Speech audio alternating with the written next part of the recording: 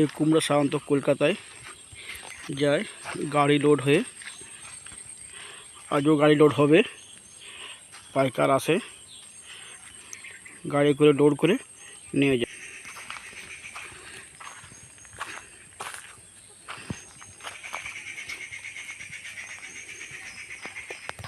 দেখছো কুমড়ার কালার, স্পোল, অসাধারণ কুমড়া।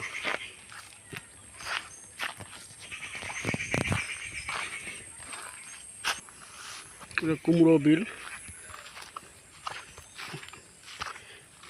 কুমড়ো বিল, মাঠের পর মাঠ কুমড়ো হয়। এটা মাঠে এসেছি, আগাছা হয়েছে প্রচুর, কুমড়ো গাছও প্রচুর আছে, দেখতেই পাচ্ছ।